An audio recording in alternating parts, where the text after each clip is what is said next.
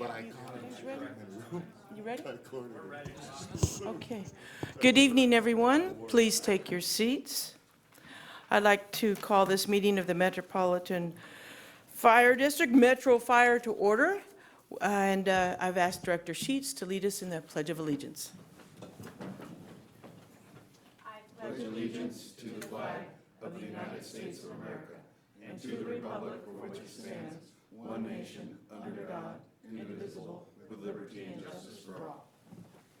Thank you, Director Sheets. Appreciate it. All right, we've had our call to order. We've had the pledge, Metro Cable announcement. The open session meeting is videotaped for cablecast on Metro Cable 14, replay on Sunday, March 17th at 8 p.m., Monday, March 18th at 6 p.m. on Channel 14, webcast at www.sacmetrocable.tv. Open session meetings are also available for viewing on the district website at www.metrofire.ca.gov. We have the public opportunity to discuss matters of public interest within district jurisdiction, including items on or not on the agenda. Madam Clerk, do we have any speaker forms? There are no speakers this evening. All right, thank you very much. In that event, Chair will entertain a motion for the consent agenda. moved. Second. Moved and seconded. Please call the roll. Director Sailors, Aye. Gould. Aye. Sheets. Aye. Wood. Aye. Clark. Aye. Barnes. Aye. Jones. Aye. Motion passes. All right, thank you, Madam Clerk. All right, we have a few action items tonight. Our first one, Fire Districts Association of California, FDAC. We have nominations for Zone Director position for FDAC, Northern Zone 3. The recommendation is to nominate a member of the Board of Directors to be placed on the election ballot for the Northern Zone Director 3 position for FDAC at their upcoming conference. Chair will entertain a motion. Madam Chair, I'd nominate Director Sailors. I second. All right, and Director Sailors, do you accept? I accept. Thank you very much. Any further discussion?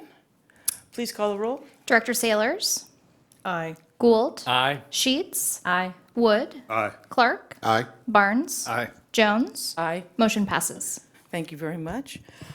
Action item number 2, California Special District Authority, CSDA, nominations for the Sierra Network, Seat B. Recommendation is to nominate a member of the Board of Directors to be placed on the election ballot for the Sierra Network, Seat B, on the CSDA Board of Directors. Chair will entertain a motion. Madam Chair, I nominate Director Sailors. I'll second. All right, it's first and seconded. Seeing no further discussion, please call the roll. Director Sailors, Aye. Gould. Aye. Sheets. Aye. Wood. Aye. Clark. Aye. Barnes. Aye. Jones. Aye. Motion passes. All right, and congratulations, Director Saylor. Let us know what we can do to help with those individual elections as they come forward. Thank you. Thank you. All right, action item number 3, non-exclusive contract for janitorial services, RFP award. Mr. Mark Jones, welcome to the podium. Good evening, President Jones, directors, Chief Harms. Staff brings to you tonight a recommendation for a couple janitorial companies to service 5 of our locations. You have in front of you a summary of what we put through. Metro Fire Headquarters here, the Logistics Division, the Fleet and Communications Division, and our Hurley Way building that the Sheriff's Department occupies right now. We put a proposal out on November 27th. I had a mandatory job walk for all of firms that were available to show up. We had 13 companies show up. We received 7 proposals that were viable. One proposal that we received, one of the companies did not show up for the job walk, so we wanted to make sure that we were going to award to somebody that inspected all our facilities to see just what they were getting into. We received 7 good proposals. All of the vendors that gave us a proposal were registered with the DIR for the Displaced Janitor Opportunity Act. We evaluated all 7 proposals, and there is a misprint in your staff report. The scores were above 70 points, not 80 points. we had a little miscommunication there when we had this typed up. The same companies are being recommended. We just had a misprint on the points that were scored on those two companies.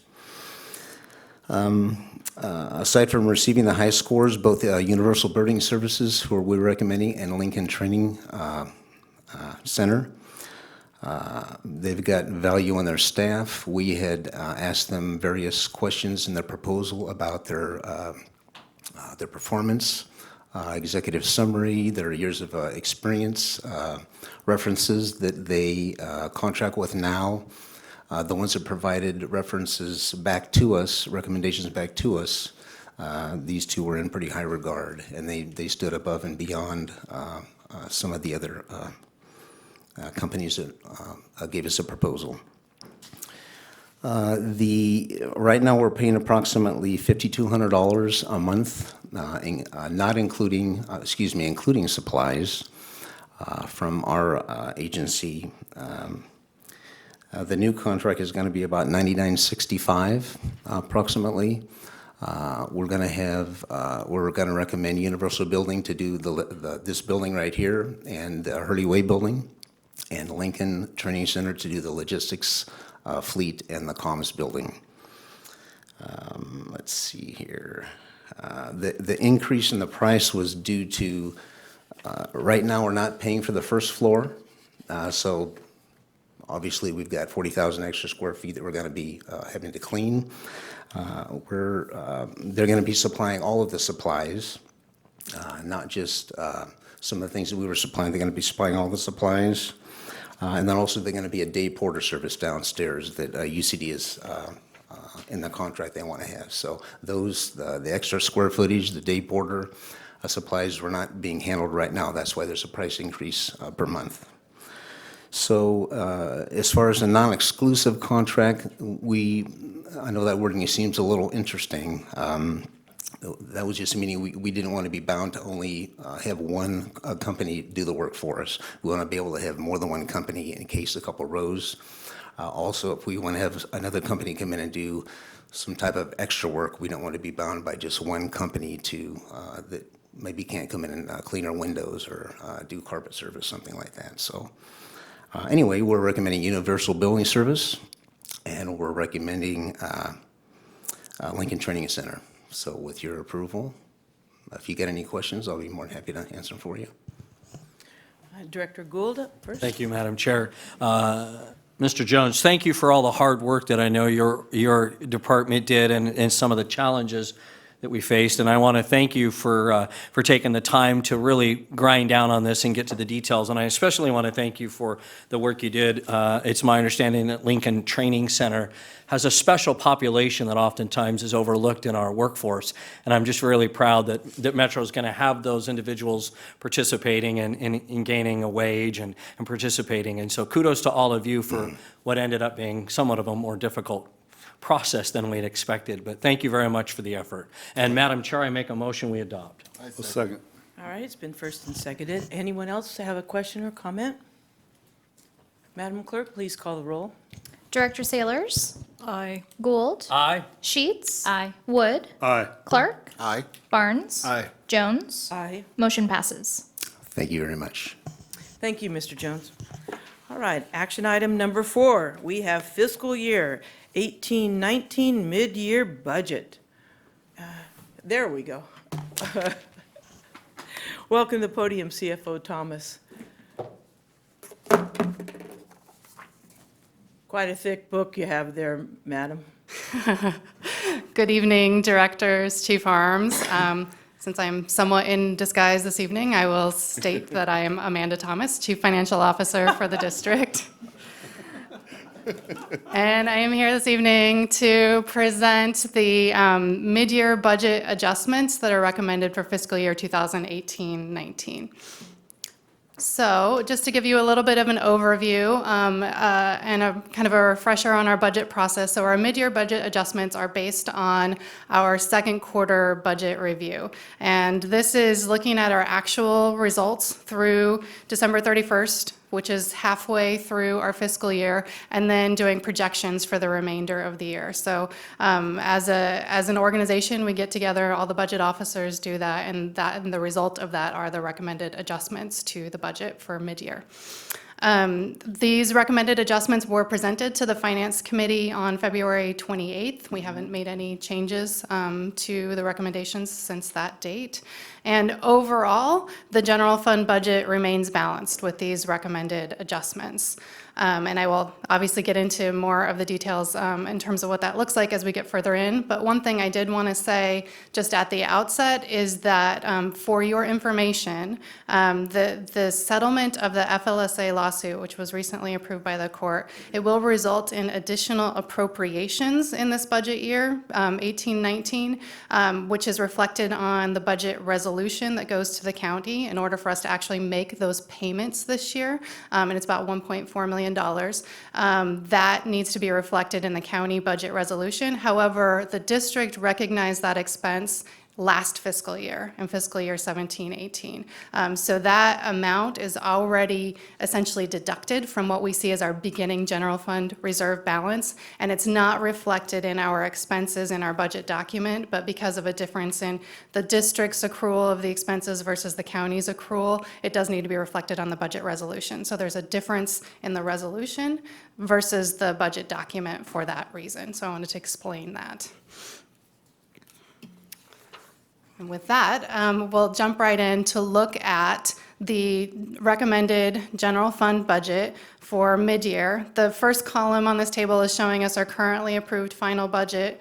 The middle column is the recommended mid-year budget, and then the difference in the far right-hand column are the recommended adjustments with the mid-year budget.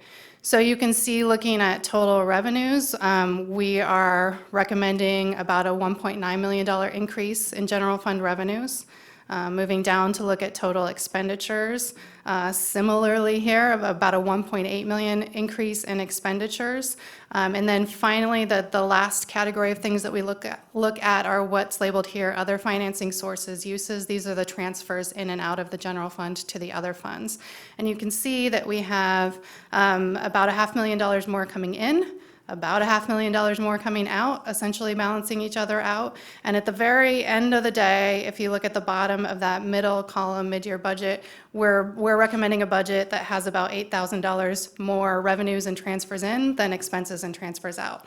So essentially a balanced budget where our revenues are equaling our expenditures. So looking a little bit more specifically at the changes that are being recommended from the final budget to mid-year budget, I mentioned a $1.9 million increase in general fund revenue. So going from a current budget of $202.9 million to $204.8 million. The largest component of that is an increase in our deployment revenue. So based on activity that we've seen this year, and we based this year's budget on last year, so based on now the actual activity that we've seen and projections that we have for the rest of the year, we're recommending an increase in the revenue here of $1.1 million. And that you'll see when we get to expenses. We also have some additional costs that offsets that somewhat, about $800,000 in additional labor expense. The other change recommended to revenues is a $400,000 increase in property tax revenues. So now that we've received the first installment of property taxes, we're better able to estimate what our revenue for the year will look like, and it looks like we'll have a little bit more than initially budgeted there. Turning to look at expenses, we're recommending an increase in the labor budget of $1.2 million, so going from $173.6 to $174.8 million. The largest component of that, again, is that increase for deployments, so about $800,000 in additional cost as a result of that. We also have $400,000 in additional costs for Flex Medics that were implemented in January, so we'll have about a half year of that cost. And then the other changes that happen in the labor budget when we move from final budget to mid-year are really reflecting how many of our positions are actually filled. When we develop the budget at the beginning of the year, we base it on all of the positions being filled, and as we move through the year, we see savings in wages and benefits because of unfilled positions, but those get offset by increased callback overtime costs because we're still filling the same number of seats every day. So those savings related to the position vacancies are essentially offset by increased overtime costs. So there are a lot of changes within the accounts, but overall, it really doesn't have much of an impact to the total budget. Looking at our services and supplies expenses, we have a recommended increase here of about $600,000, going to a total of $27.8 million. About half of that, so the largest component of the increase, is $300,000 related to vehicle maintenance, and that is partially offset by insurance proceeds. So some of that is repair work that is reimbursed by insurance.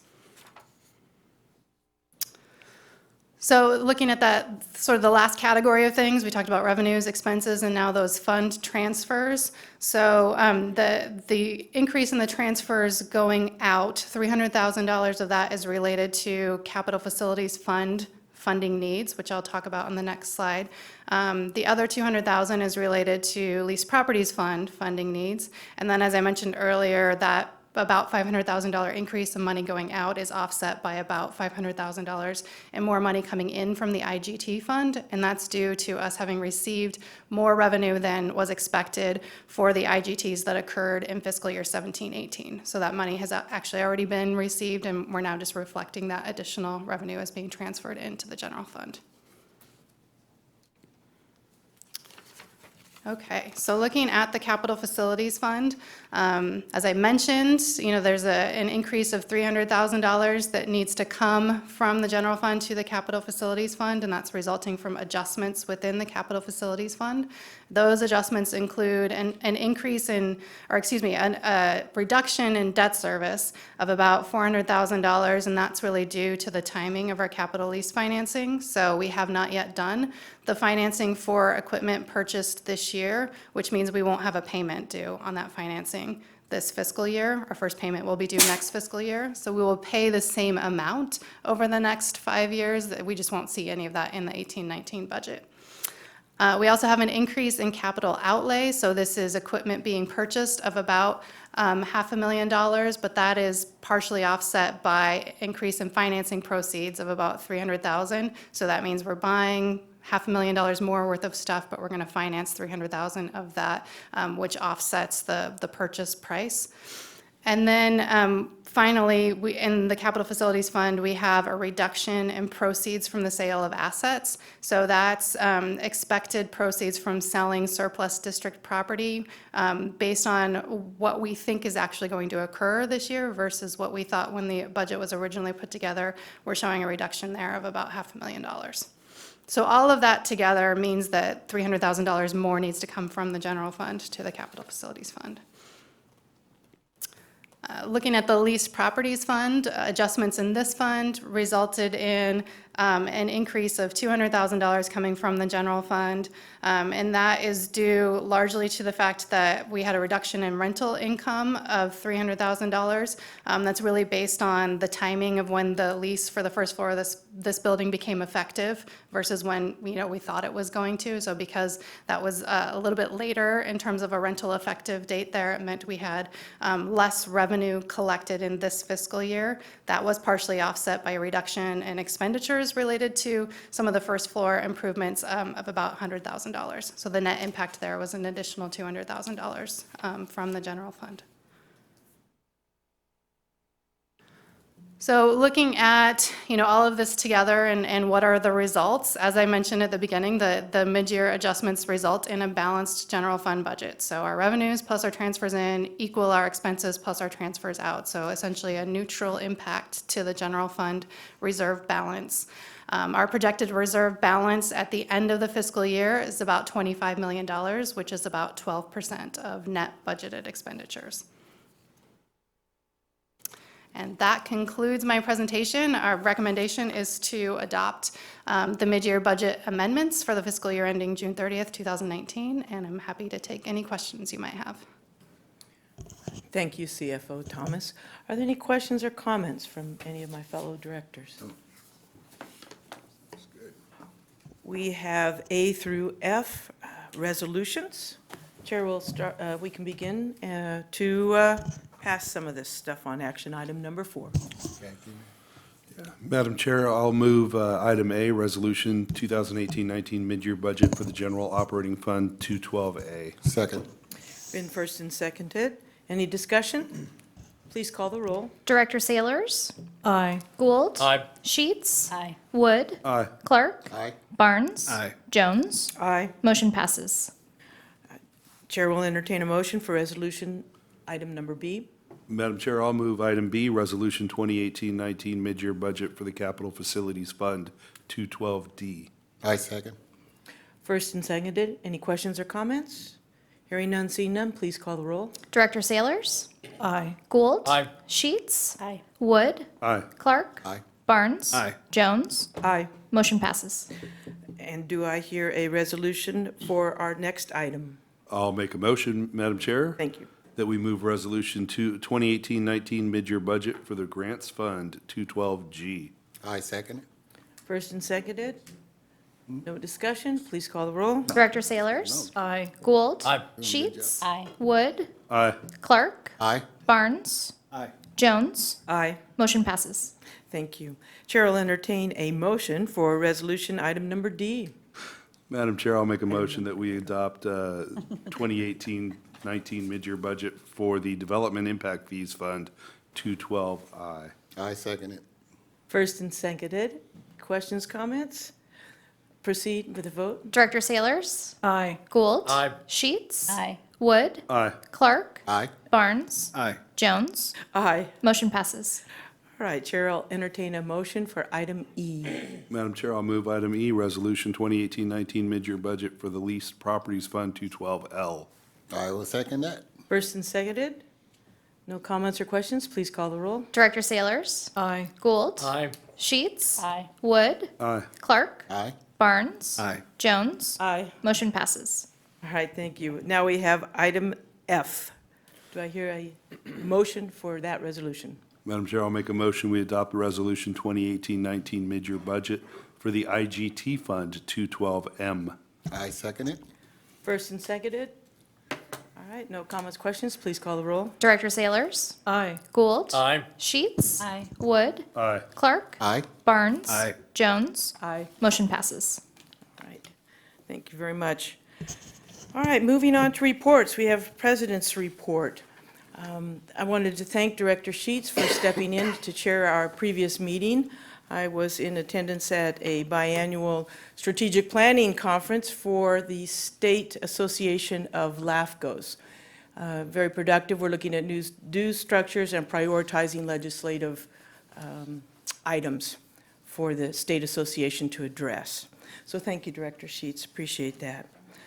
And also on a very tragic note, I would like to, at the end of our meeting, call for a moment of silence for Captain Kim Fong's 12-year-old daughter, Hannah.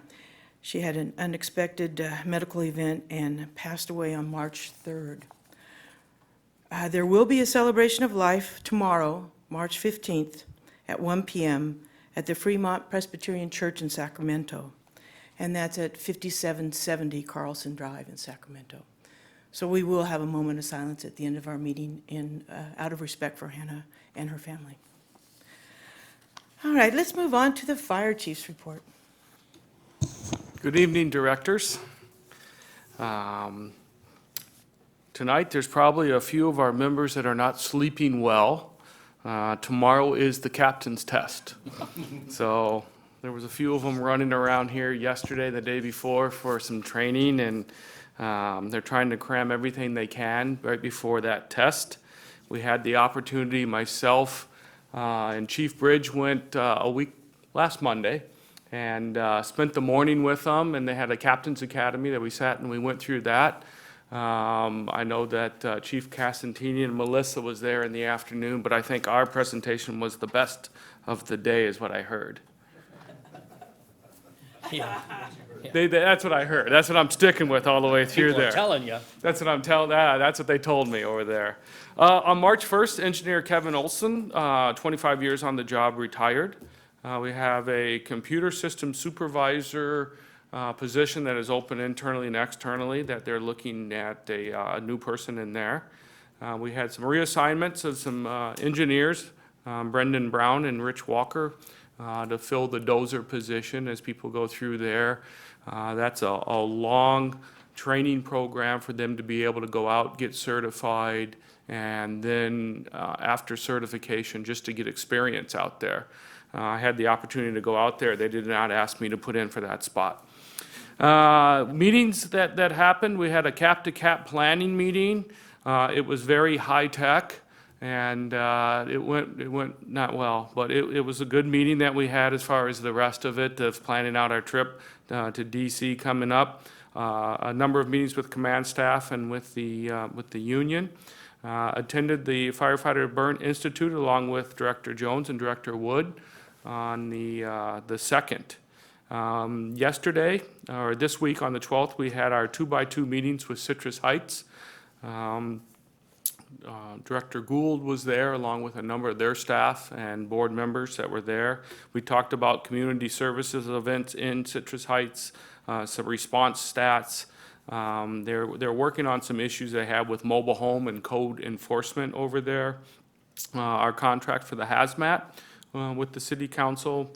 And they had done a field trip down to Fairfield to look at a public safety pathways, a high school, actually, what was it, 5th grade?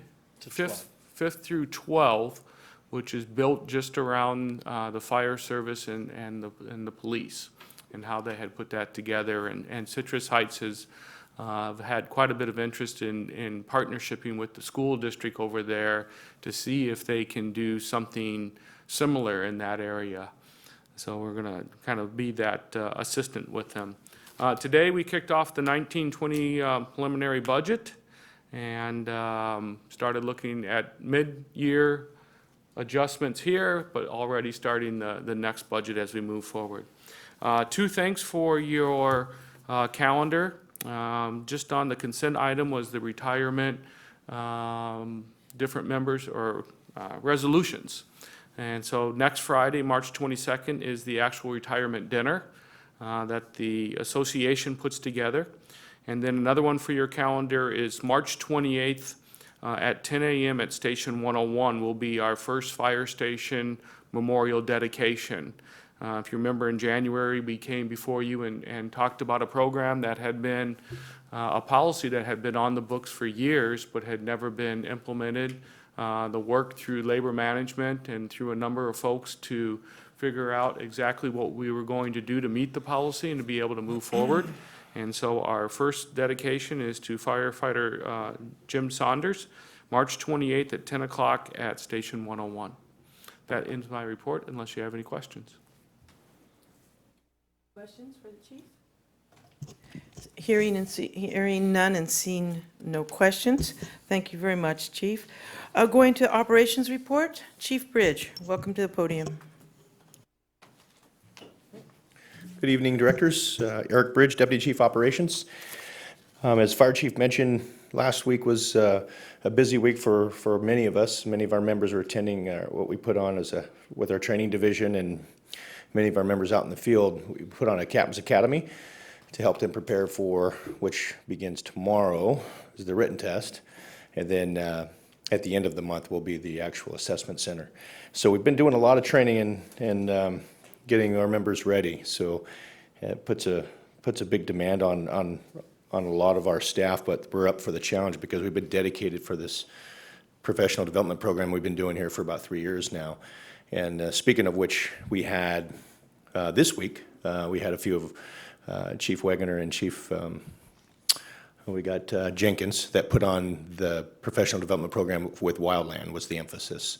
So we're continuing to put on some really good training for our members, and I'm glad to see the turnouts that we're getting and the numbers that we're getting. So one thing I do know for sure is if anything we're doing too much of is it's training, but I don't think you can really do too much training. So it's full, though, but we got a full training calendar. With all that, though, in the midst of all that training that's going on, we continue to provide good service delivery out there. We're running close to 4,000 calls since our last board meeting. We've had 7 building fires. We've had 2 water rescues. And with all the water that we have and a lot of the special operations type rescue calls that we do have, I've been fortunate to bring on Battalion Chief Chris Green, who is going to be our special operations battalion chief. He's going to be he's a tremendous talent. He's going to be providing some support and oversight for many of our special operations programs. So he started Monday. He's getting his feet wet, so to speak. And yeah, no, that was free. No charge on that. But think of anything else for you? That's really it. We maintain the 72% transport. That's everything staying status quo there. And we had about 3,000 EMS dispatches since the last board meeting. So those are my report for tonight, unless you have any questions. Any questions for the chief? All right, thank you. Thank you, Chief Rich. Next up, firefighter local 522 report. Next up, 522 report. Welcome to the podium, Mr. Trevor Jamison. Good evening, President Jones, directors, chief arms, and staff. Once again, it's always great to be before you. I just want to first start off and say thank you to, from the policy committee meeting, Melissa Maddox presented a policy about non-suppression, out-of-class pay. The process to get to that it went well. A meet and confer went very well, so I appreciate with Melissa and Chief Castantini. I also want to tell Amanda, great mid-year budget. I always love being here for her budget reports. So 522 Executive Board was in Washington, D.C. on Sunday, Monday, Tuesday, and got back yesterday. It's great to go back there. I know some of you going back for Cap to Cap have been back there, but it's great to get back there. There's so much that goes on with this organization and 522 and public safety and delivering that service and what goes into it. But to be able to go back there and represent 522, Metro Fire, and actually sit down with our Congress members and have discussions and make an impression on them. One of the big talking points this year for the IFF was the HERO Act, sponsored by Ami Bera, who has he basically serves our jurisdiction here. And that's helping emergency responders overcome, having to deal with mental health and trying to do the studies to find out how to help serve our members who are struggling. And he actually was able to get up there and speak. And so there's a lot of support. It's great to see that come out of Sacramento. There are many members here who have helped with all different levels of mental health, whether it be peer support or just working on and deployed to the campfire, for instance. So it's great to see that coming out of Sacramento. I think it's something that we can really help push forward. Also, obviously, I know we're working hard. There's a lot of good dialogue. We are still working on the contract. We are still out of contract. I will maintain that 522 has always had a good heart and come to this with a manner of professionalism, preparedness, and education. We are prepared to bargain in good faith. And I think we are doing that, and I want to maintain to you that that's where we still are, and we still hope to get this done in a timely fashion. Finally, President Jones, he spoke to the membership got punched in the gut, I think, recently. And I just got to say that, man, I'll try not to get emotional on this one, but you represent, you as elected officials have this amazing group of people that you get to represent, and in day out, they deliver service that is second to none. And I believe that. I believe Metro Fire is one of the preeminent fire departments in the country, if not striving to be the best. And they do it day in and day out for the public, people they don't know. But it is special to see them take care of people they do know. And I hope y'all can make it tomorrow. But Captain Kim Fong is a good friend of mine, and it's been tough on the membership, but they have really risen to the occasion to take care of one of their own. So thank you for that, President Jones, and appreciate the support that you all have given throughout the time. So thank you very much. Unless you have any questions, that's all I have. Okay, thank you very much, Trevor. Thank you. All right, our next item, committee and delegate reports. The executive committee is up first, and we have nothing to report and no meeting scheduled. Communications Center, JPA, AC Wagaman, welcome to the podium. Thank you, President Jones, directors, and Chief Harms. Good evening. Tyler Wagaman, Assistant Chief of Operations, speaking on behalf of the Comm Center Board this evening. We last met on March 12th. With that, we reviewed a quotation from Northrop Grumman for our upgraded CAD system. It's about a 104-page document, and so the Comm Center members are going through it as we speak, and they're going line by line. With that, they also made a recommendation, which we approved, to bring on a project manager to oversee this upgrade, and her name is Linda Biaggi. She comes with over 20 years of experience in the realm, so we're happy to have her on board, a part of the team. And fingers crossed, if everything goes as planned, we're hoping to kick this new CAD project off on April 1st. April 1st. The board will meet again on March 26th here in this board chambers. Unless you have any questions for me, that concludes my report. All right, thank you, Chief Wagaman. Appreciate it. All right, next up, we have California Fire and Rescue Training, JPA, Chief Shannon. Good evening. California Fire Rescue Training, JPA, has not met for some time. We will meet April 18th, 2019, 4 o'clock, Cross Hall in the Sask. Thank you. Any questions for Chief Shannon? All right, thank you, Chief. All right, the Finance and Audit Committee, to announce their next meeting is March 28th, 2019, 5:30 PM in these chambers. Policy Committee, Director Gould. Thank you, Madam Chair. This evening, the Policy Committee met. After a vigorous campaign, we elected a vice chair. Director Clark will serve in that role, and then they went to the bottom of the barrel and found me as a candidate for chair. So I will serve in that position at their request. We then had an opportunity to listen to a great report relative to the non-suppression policy of out-of-class work, and that was well done, and it took no action. It was an administrative policy where we just listened and asked questions, and so that ends my report, Madam Chair. We'll meet, if all things go well, and I believe they will, April 11th at 5:30 in 2019 in these chambers. They're suggesting we will have many policies to review and go through. We look forward to that time. Thank you, Director Gould, appreciate that.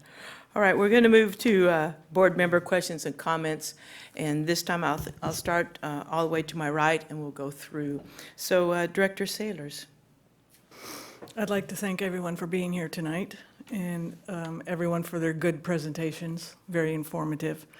I'd like to extend my condolences to Captain Kim Fong's family. That's very tragic, and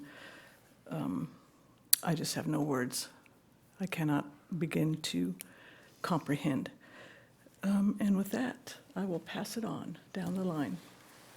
Director Gould? Thank you, Madam Chair. Two things. Just want to thank all of the men and women that retired. It's amazing to me. I look at that list and think of the hundreds of years of experience that has now the vacuums created. And what a great and awesome challenge we have to figure out a way where we can fill that void. It's just amazing to see those folks, and I wish them the best, and I hope that they don't ever come around here and enjoy their retirement if they can.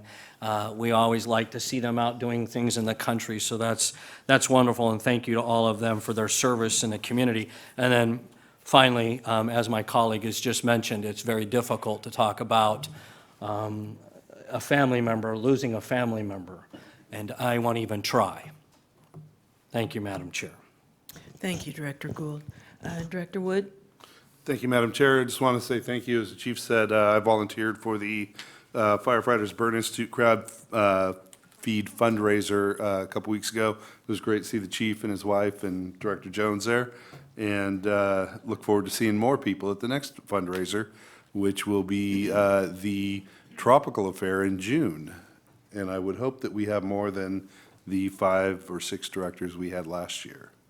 And again, condolences to Captain Fong and his family. There's not much that can be said beyond that, and I'm really sorry to hear about that. Director. Thank you, Director Wood. Director Clark? Yes, I'd like to extend my condolences to the Fong family for the loss. Also, I'm very grateful to Purchasing Agent Jones and his crew for the job they did with the janitorial issue. It was difficult, you know, and I also like to thank Chief Shannon for keeping us informed on, you know, proceedings and what was going on. That's all I have. Okay, thank you. Director Barnes? Thank you, Madam Chair. Just congratulations to all the retirees. Again, I hope they were able to enjoy their retirement for as many years as they got to work, because they definitely earned it. We just touched on it with the Omni Bear and the HERO Act, what a lot of these members take into retirement. We hope that they have a healthy and happy retirement, so good luck to all of them. On the captain's test tomorrow, good luck to everybody taking the test. It is a stressful time. Anytime you're taking a test against your peers, it does create some anxiety. But I want to say good job to the leadership of this agency and putting on the job development or the professional development courses. I think in many professions that's needed, and to identify that 3 years ago and have that come on today, that will lower anxiety as much as possible prior to taking a test. So good job for all that. And Captain Fong, I just want to thank Chief Harms and Trevor. Thank you for the updates as we went through. As it was said earlier, you know, nobody asked questions about what we do to go protect the public, but when it's one of our own, to hear about the wagon circling around one of our own and help out, it's heart-wrenching because there's no answers, especially if someone at that age has taken so soon. But thank you for the updates. Thank you for being there for them. That's all we can do is support and hopefully uplift, and we get past this. But thank you for the time, Madam Chair. That's all I have. Okay, thank you, Director Barnes. Director Sheets? Good evening. I just wanted to say that I look forward to attending both the March events, and I will be at the Tropical Affair. It's always a great event. Best wishes to all of the retirees, and Godspeed, and hopefully they are going to enjoy that time. And best wishes to all those the members who are going to be doing the captain's test tomorrow. Also, I would like to extend my thoughts and my prayers to Captain Fong and his family. That's all. Thank you, Director Sheets. Everything that's important has been said, so before we adjourn to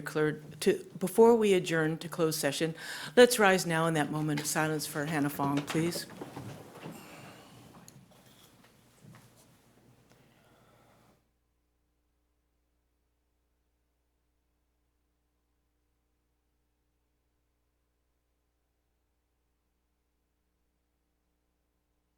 Thank you. We'll now adjourn to closed session. Trevor, can you send me the address?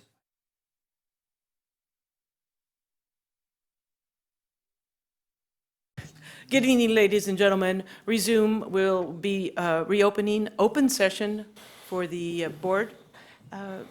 John Lavra, counsel, would you please report out for closed session? Yes, the board met in closed session with counsel regarding anticipated litigation as set forth in the closed session agenda. No action was taken. All right, thank you, Mr. Lavra. I hereby adjourn this meeting until 2 weeks hence.